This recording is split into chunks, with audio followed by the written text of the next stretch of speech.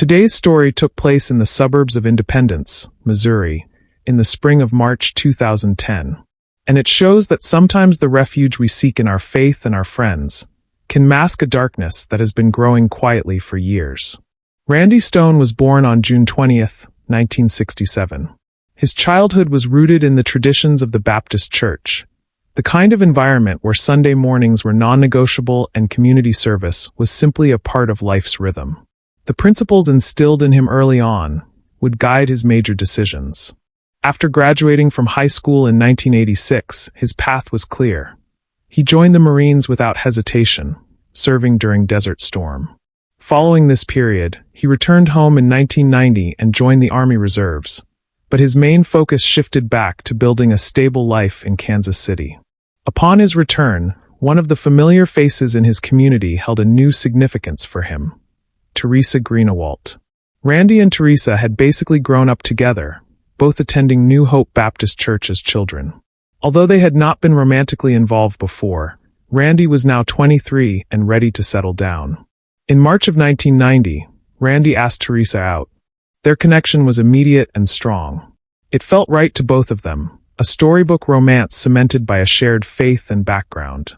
After their first date in March, they were married just 7 months later, on October 13, 1990, in the New Hope Baptist Church. Their wedding was a community event, celebrated by family and friends who had watched them both grow up. Just a year after their wedding, they welcomed their son, Michael, and a few years later, their daughter, Miranda, completed their portrait of the perfect American family. Randy often told his mother he would love Teresa until the day he died. He truly worshipped her, and their friends saw them as joined at the hip. Their life in Independence revolved around their family and their faith. Randy, using the skills he had developed for self-reliance, opened a farmers insurance agency. Teresa worked alongside him in the office and, for a time, was a dedicated stay-at-home mother, ensuring their children were raised with the same strong Christian values they had been. Together, they were cornerstones of the New Hope Baptist Church. Randy was a deeply devoted member, serving as a deacon, driving the Sunday school bus, teaching classes, and heading the church's finances. Teresa was equally involved, singing in the choir and volunteering her time in the kitchen.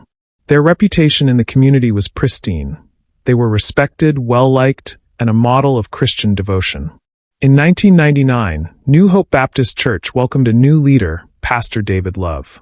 He arrived with his wife, Kim, and together they made a strong first impression. Kim had a warm Southern accent, and David often spoke lovingly about her. He liked to retell the story of how they first met in college, how he knew right away that she was the one, how their relationship grew quickly, and how she had shouted yes the moment he proposed. It was a story he never got tired of sharing, and the congregation enjoyed hearing it. It helped reinforce the image of David and Kim as a loving, faithful couple who lived out the values they preached. Soon after settling into his new role, David introduced an open-door counseling policy. Anyone in the church could stop by his office to talk, whether they needed spiritual direction, emotional support, or simply someone to listen. Even though he wasn't a licensed therapist, many found comfort in the idea of speaking with their pastor privately. For people who were deeply religious, this type of counseling often felt more natural and familiar than seeking help from a professional therapist. Teresa was one of the first to embrace this new practice. She began meeting with David regularly, finding reassurance in their conversations. She opened up about the stress she felt at home, the pressure of managing a household, and the everyday worries she carried. At the same time, Randy was developing his own relationship with the new pastor. As the finance leader and a devoted member of the church, he often worked closely with David on church matters. The two men grew close quickly. What started as a typical pastor-member relationship soon became a true friendship. In 2004, Teresa announced that she was pregnant. For many families, this kind of news brings excitement, but in their home, it was met with quiet confusion. Randy had undergone a vasectomy years earlier. For anyone aware of that detail, the unexpected pregnancy raised questions they didn't know how to ask. Randy, however, didn't question it. He assumed the procedure had simply failed, especially since he had never returned for the follow-up appointments that confirmed whether it had been successful. In his mind, life was giving them a blessing, and he welcomed the idea of becoming a father again without hesitation. But the joy was short-lived. Teresa suffered a miscarriage, an experience that left her devastated. The loss weighed heavily on her, and she leaned more on her faith and her church community to cope. During that period, she continued meeting with Pastor David Love as part of the same counseling and spiritual support she had already been seeking. To her, it was simply another place to process her emotions during a difficult time. In the months that followed, Teresa pulled away from Randy. He saw her distance as a natural response to the grief she was experiencing, and he wasn't sure how to help. He worried about the change in their home and didn't want their marriage to fall apart. Looking for guidance, he turned to someone he trusted, Pastor David. Randy believed Pastor David could help them understand what was happening and bring some stability back into their lives. He started meeting with him every morning before work. He talked openly about the problems at home, the silence between him and Teresa, and his hope that things could improve. Pastor David's advice seemed to help. Randy approached the situation more calmly, and over time, the tension at home eased. He and Teresa began reconnecting. They talked more, spent time together again, and the atmosphere in their home became lighter. Randy felt encouraged. He believed things were truly getting better. For a while, things seemed stable again. Until Wednesday, March 31st, 2010, when tragedy struck without warning. The day began like any other. Teresa had recently resumed working for Randy at his insurance office, helping with secretary duties and some customer service tasks. The afternoon was slow, so she decided to step out and run a few personal errands, planning to return shortly. When she pulled back into the parking lot, she felt a sudden sense that something wasn't right. She couldn't explain it at first, but the uneasiness grew when she noticed the blinds on Randy's office windows were lowered. Randy only closed them at the end of the day when he was shutting everything down. It wasn't time for that yet. Inside the office, nothing looked disturbed or out of place, but the space was unusually quiet. There were no phones ringing, no typing sounds, none of the normal activity she was used to. Teresa called out Randy's name, but there was no answer. She checked his office and the storage closet, both empty. Thinking he might have left a note saying he had closed early, she walked down the hallway toward her own office. When she stepped inside, she found Randy lying on the floor next to her desk. He wasn't moving. There was a pool of blood beneath him and spatter on the nearby wall. In that moment, she reached for the wireless phone on her desk and called her parents first, telling them that Randy had been shot and asking them to come to the office. After the call ended, she dialed 911.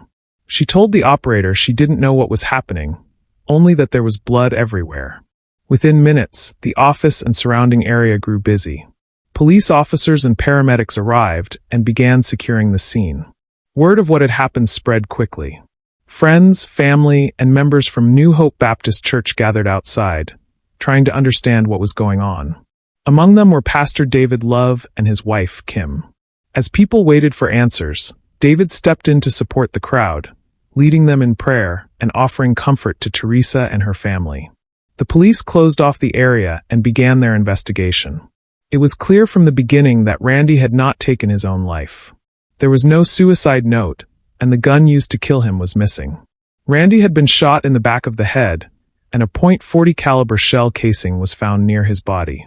If the injury had been self-inflicted, the weapon would have been found in his hand or somewhere close by, not gone from the scene. Nothing in the office appeared disturbed. Filing cabinets and desk drawers were untouched. Randy's wallet was still in his back pocket, and $151 in cash lay openly on the desk. Randy's funeral was held on April 6, 2010. The church was packed with mourners. Among them were a number of detectives. They believed that Randy's killer was likely sitting right there in the crowd. The lack of forced entry and the fact he was shot in the back of the head suggested a clear narrative. The killer was someone Randy knew and trusted enough to let into the office and then turn his back on. This meant the investigation would focus intensely on the people closest to him. One of the very first people the police wanted to speak with was Teresa.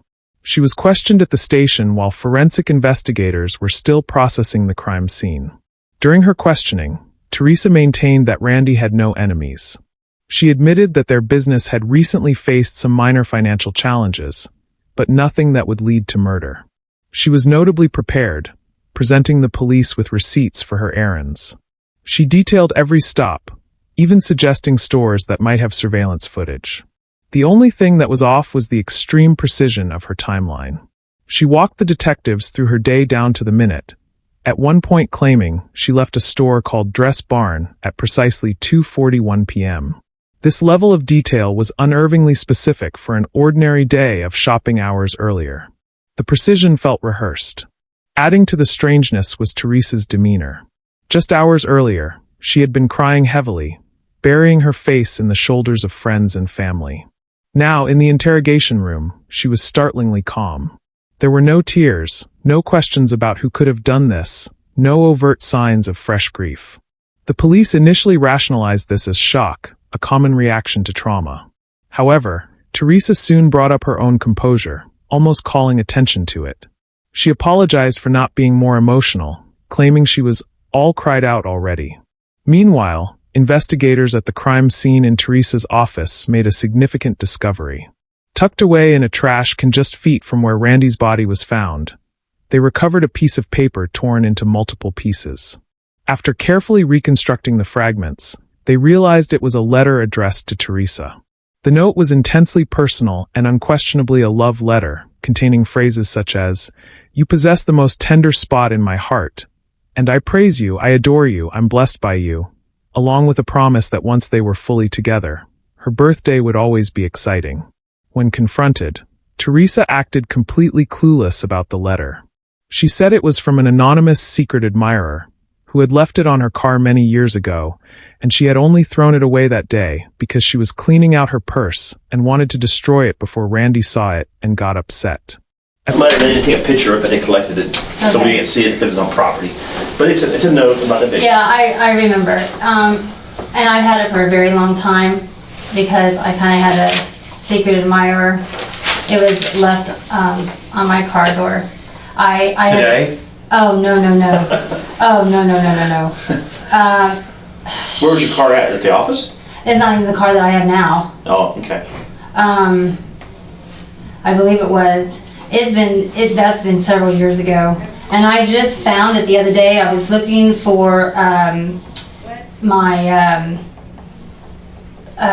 what do you call it, dental card. Yeah. And I found it in there. And where was that? In your drawer? Or? No. It was in my purse. I have a little thingy that I keep all my credit cards in. Yeah. And it was in there. Who's the secret admirer? I don't know who he is. Wow. I've never gotten another note from him. As part of their follow-up on the torn letter, detectives began asking church members about Teresa's claim that she had a secret admirer. When they did, some of the quiet gossip that had existed in the congregation for years began to surface. Several people mentioned that the rumors were not about an anonymous admirer at all, but about Teresa and Pastor David Love. No one claimed to have seen anything directly, but certain interactions had raised questions over time. Teresa's frequent counseling sessions, along with the way the two sometimes spoke to or looked at one another, had led some members to quietly wonder if there was more to their relationship than they had admitted. The police needed more than gossip, so they brought in David's wife, Kim.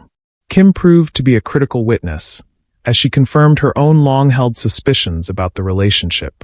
She had always found Teresa overly flirty, but initially dismissed it as Teresa being Teresa. However, she eventually confronted David, who completely denied any wrongdoing, assuring her she was imagining things. Then another detail made her suspicious. David had bought Kim a silver ring. When she went to exchange it for a different style, she learned from the receipt that David had purchased a 3-diamond, $300 ring. Kim knew the ring she had received was much cheaper and had only one stone. Curious, she used the information from the receipt to search for the specific 3-diamond style online. To her shock, she recognized the photograph. She had seen that exact ring on Teresa's hand, worn just below her wedding ring. When Kim confronted David, he admitted he had given Teresa the ring, but claimed it was only an innocent gift between friends. Kim did not believe him. David, attempting to cover his tracks, asked Teresa for the ring back and gave it to Kim as a gift, claiming it proved the relationship was innocent.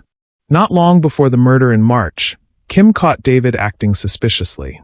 She noticed he was making repeated trips to the garage, claiming he needed to retrieve things. She eventually discovered he was keeping a secret burner phone hidden there to communicate privately.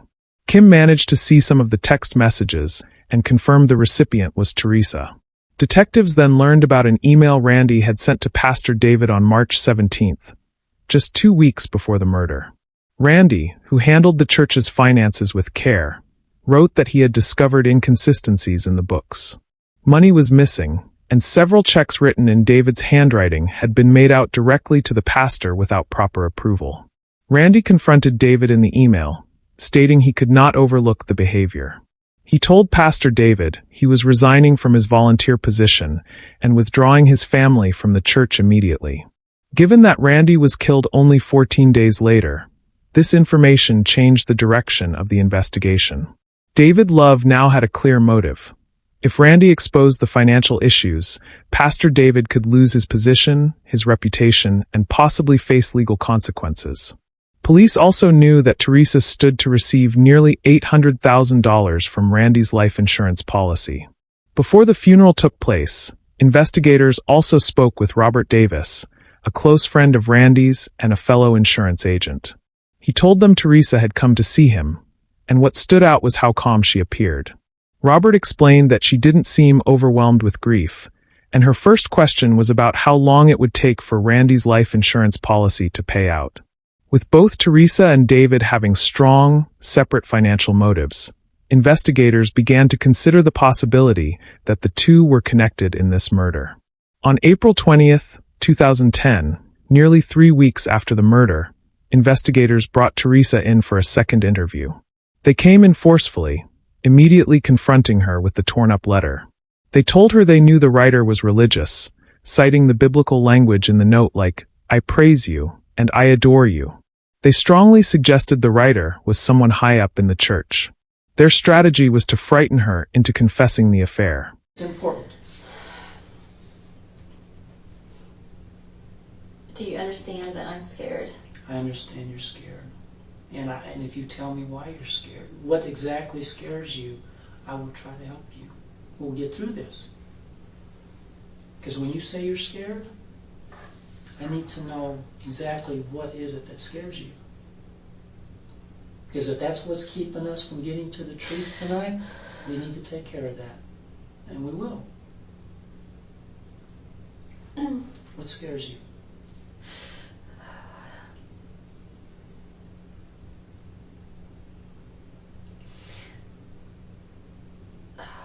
You can talk to me, and you're going to feel better after. I'm telling you, you're going to feel better after you talk to me. I just don't want this to get out to anybody. I'm telling you, we're not going to wave red flags and tell the world, okay?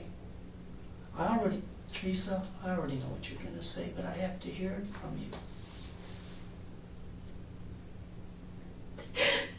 I have to hear it from you.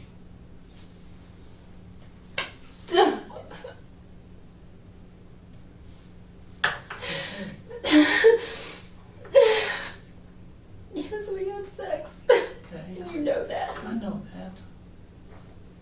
I know that. And you know what? I'm not going to judge you for that. Okay? Do you think that you're the only one that's gotten in that kind of position before? I just never thought it would ever happen to me. Well, and you know what I think? I think probably it was David's doing. He's the pastor of your church. I know. He is the leader. He is supposed to be taking care of his people. I know. And he didn't take care of you. He violated everything that he stood for in that church when he started pursuing you. I know. You know? And I'm sure that I've talked to him, and I've talked to a bunch of other people, and they say that man can really be convincing. I mean, he is slick. I And know, he my used husband those- has said the same thing. well, he used his skills to be able, once again, to turn you away from your values and what means the most to you. And he did that. Okay? How long has this been going on?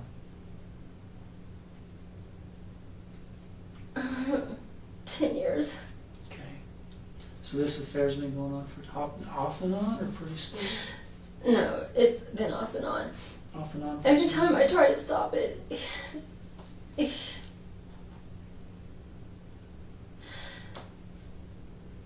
he always makes me feel, I don't know.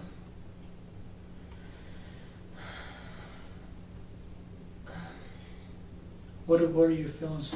What are your feelings for him? Obviously, you had some feelings for him, but this wouldn't go on. I like did. that, right? I did. Okay. So you were in love with him. This must have been hard on him. The fact that you were leaving the church. That you had told him that you don't want it. You gave him his phone back, right? You gave him his phone back. You were trying to knock it off, trying to stop it. When he came into that office, is that what that was about? Did he come in there and tell Randy that you guys had been together? No, Did that ever come up? no. Okay. So that didn't come up. He was just telling you about this Bruner guy. He was telling Randy about it because he was tired of other guys trying to come on to me. Okay. Because, David was tired Yeah. of other guys coming on to you? mhm, All right. because I would tell him, and I probably shouldn't have.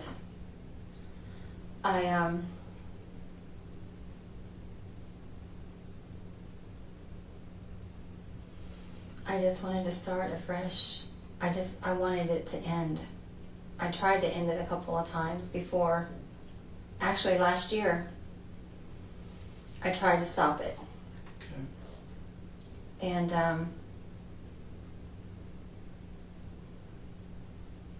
I wouldn't. How did he take it? Not very well. Tell me about it. Well, he's not really an angry person. He doesn't get angry, Mm-hmm. but he just wasn't happy. What did he say? He said, I understand, because I just told him. I told him, I said, this is not right. This is not what we're supposed to do. Mm-hmm. This is not what God wants for us. This is not the way it's supposed to be. And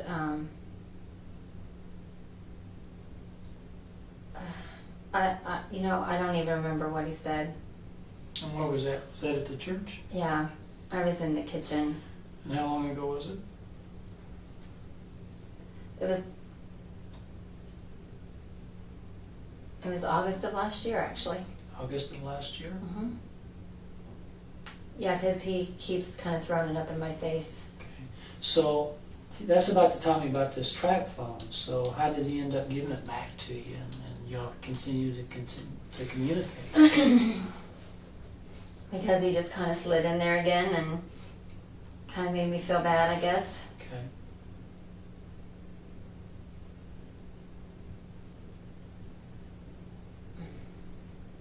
So this, as you're describing it to me,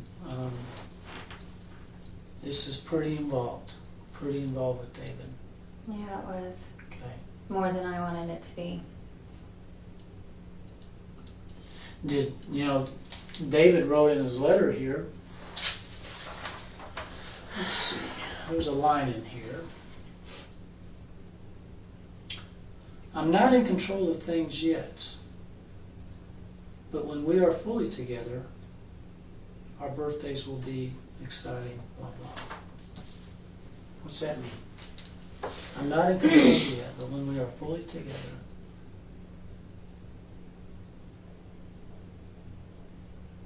I don't know. what do you think it means when you read that?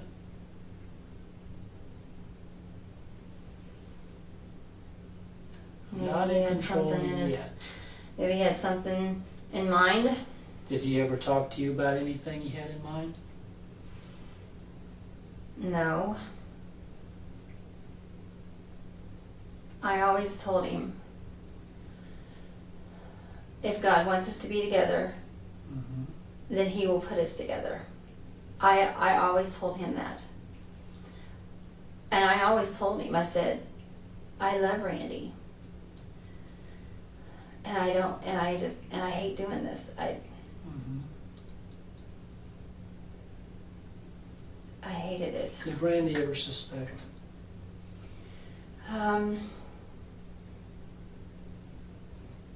Maybe after after the second year, maybe. Okay. But he really never came out and said it or anything. Since we're being truthful, all right, and there's no secrets about this, okay? It's already out. Was there ever a time when you became pregnant with David's child?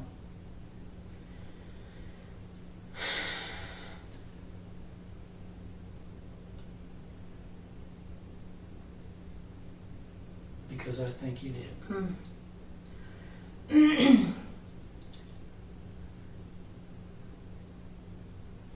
Yeah. That was a long time ago, wasn't it? Yeah, it was about 6 years ago, actually. What happened to the baby? I miscarried. Okay. Did anybody know about that except you and David? About me being pregnant? Mm-hmm. Oh, no, Randy knew about it. Okay. He knew about it. Okay. You got to clear this up because as far as I know, I don't know if it's true or not. Okay. Had Randy had a vasectomy at some point? Was this before you got pregnant? Okay. How did that go over? Or how was that explained?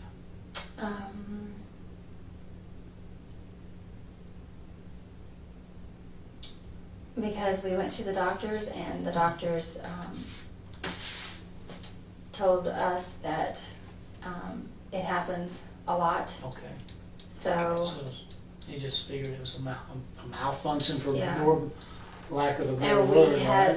we had a couple clients who had happened to them. Okay. So How did David take it? I guess he knew. What did he think? Did he know? oh yeah, he knew. How did he take that news? Well, he was kind of shocked. He didn't see how it happened, but I don't see how it happened either. But Okay. and in that situation, all I can say is that God spared me that day.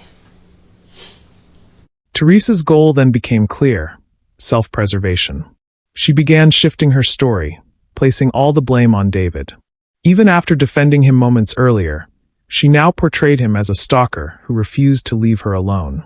She claimed that any time she tried to end the relationship during their 10-year affair, he would continue calling, texting, and even showing up at their house. She insisted this continued right up until the murder. When detectives pressed her on why she didn't call the police, especially after finding Randy dead, she said she was terrified of David. She even claimed she allowed David to give the eulogy at Randy's funeral because she feared what he might do if she refused. Teresa broke down, proclaiming her innocence. But then she shifted again, saying David had texted her on the day of the murder with the message, "Seriously urgent. Do not go back to the office alone." She said she thought it meant David and Randy were arguing about her, and only later understood the real meaning. As the interrogation continued, Teresa's story became full of contradictions. She said David had offered to kill both Randy and his own wife, Kim. When asked how David obtained the missing gun, she offered several inconsistent possibilities. She first said Randy must have shown David the safe while he was at the house.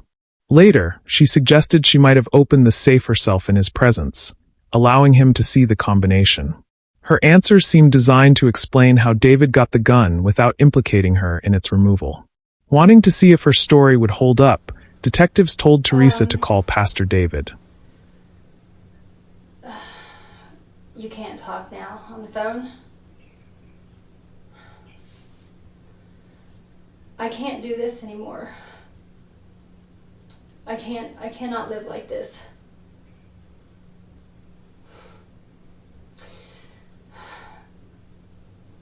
I just can't do this.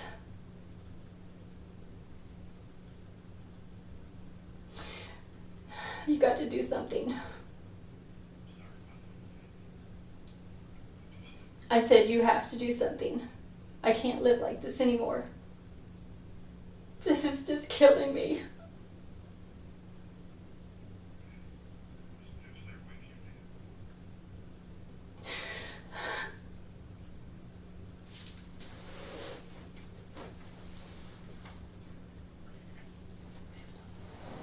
Yes, I'm with Miranda and my parents.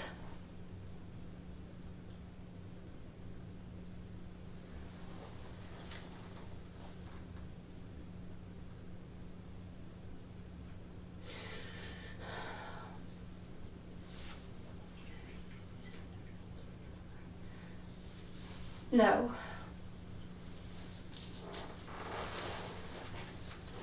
No.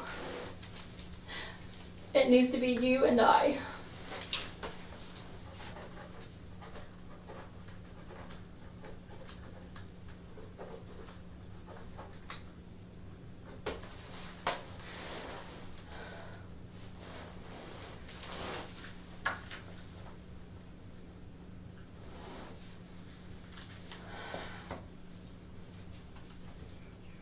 No, I need to talk to you. I need to know. I need to know. I need to know everything.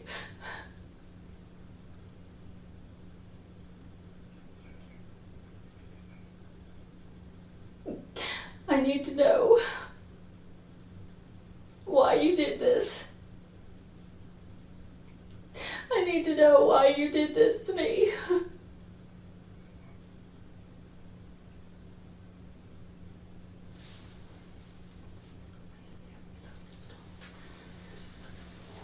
Can you go someplace else, please? I need to talk to you alone.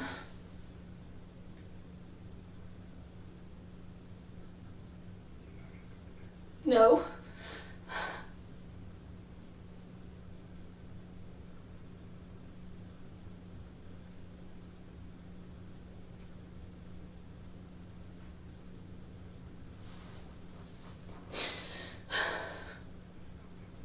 No.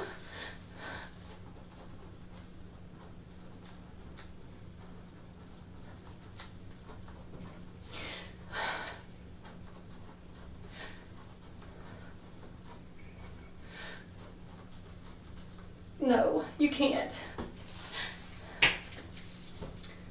No. If you don't talk to me, I'm gonna go to the police. I can't do this anymore.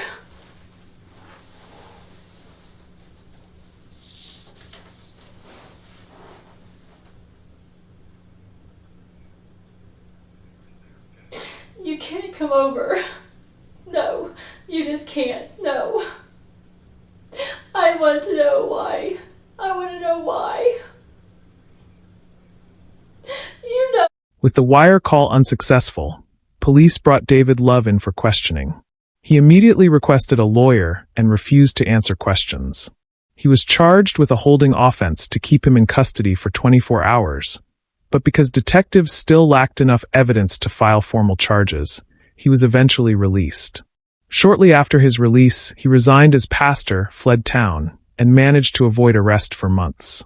It wasn't until November 2010 that police finally located and arrested David Love in South Carolina, charging him with first-degree murder and armed criminal action. By then, detectives had accumulated enough emails, text messages, and witness statements to prove the affair and the murder conspiracy. Crucially, after David went on the run, Teresa finally approached the police and provided a straightforward confession. She admitted that she had given David the combination to the safe in her garage, so he could take Randy's gun. She admitted she knew about the murder plan and knew the exact day it was supposed to happen. She even admitted she had suggested the idea to kill Randy. The reason for Teresa's sudden cooperation became clear. She had finally received the updated life insurance documents and learned that Randy had removed her as a beneficiary, leaving everything to their children, Michael and Miranda. Her long-held expectation of a payout had disappeared. With nothing to gain, She began cooperating, possibly in the hope of receiving a lighter sentence. In May 2011, Teresa was charged with conspiracy to commit murder. Both she and David ultimately accepted plea deals. David pleaded guilty to the reduced charge of second-degree murder and was sentenced to life in prison with the possibility of parole after 2037. His wife, Kim, divorced him. The following year, in May 2012, Teresa Stone also pleaded guilty to conspiracy to commit murder. Her plea deal came with the understanding that her maximum sentence would be 10 years. At her sentencing hearing, her 2 children, Michael and Miranda, stood before the judge and pleaded for mercy for their mother, saying they could not bear to lose a second parent. In June 2012, Teresa was sentenced to 8 years in prison, with the judge citing her children's plea for leniency. Randy Stone's mother was heartbroken by the short sentence. She felt the time was too brief for the crime committed. And it, we kept saying, no, she couldn't. No, she couldn't. We was in denial for a very long time. I love Teresa. But I just wanted her to at least get enough time to sit there and think, was it worth it? Why not just get a divorce? At least I'd have my son. And the kids would